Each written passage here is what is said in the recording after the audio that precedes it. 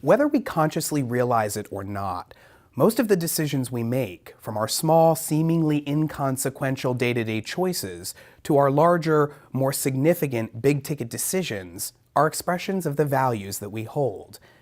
This means that even if you're not thinking explicitly about your values or how they relate to your decisions, your values are still exerting a quiet influence over the choices that you make every day.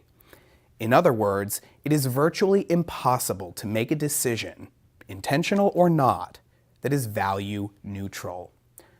Your choices are animated by your values.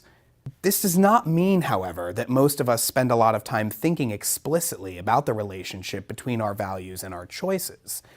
The truth is that most of us spend very little time thinking about this, and so even if our values are affecting our choices in some way, it is often the case that our values are not as central to our decision-making process as they might be, which means we're more vulnerable to making choices that counter our values rather than coincide with them.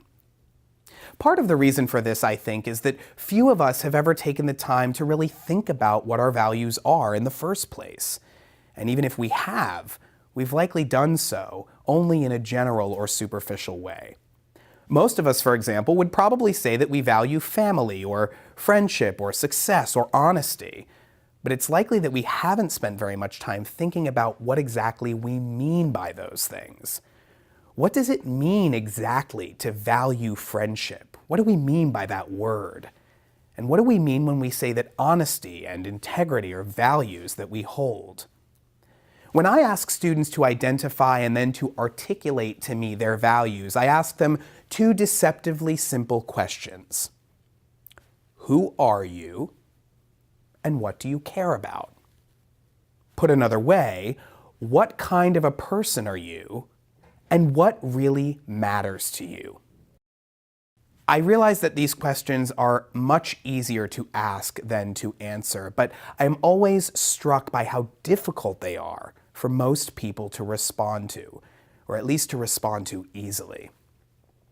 Given how central the idea of values is in our culture, and given that values are widely understood as a core component of individual and communal identity, it's surprising, I think, that when asked to identify and articulate our values, most of us are not able immediately to do so.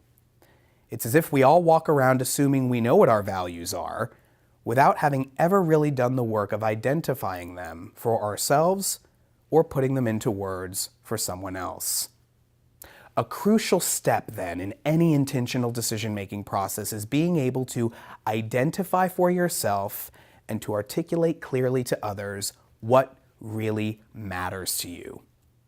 These things are your values, and some of these values will take the form of big aspirational words and phrases like happiness, equality, professional fulfillment, or social justice. Other values may sound a little less lofty, but are no less important. Things like living close to family, being a good partner or parent, reducing your carbon footprint, maintaining a healthy lifestyle, or achieving financial independence. Regardless of which values you hold, it is important to know what they are and to know which of them you value most, because those are the things that you will want to have in the very forefront of your mind as you begin the work of making an intentional decision, a decision that honors who you are and what matters most to you.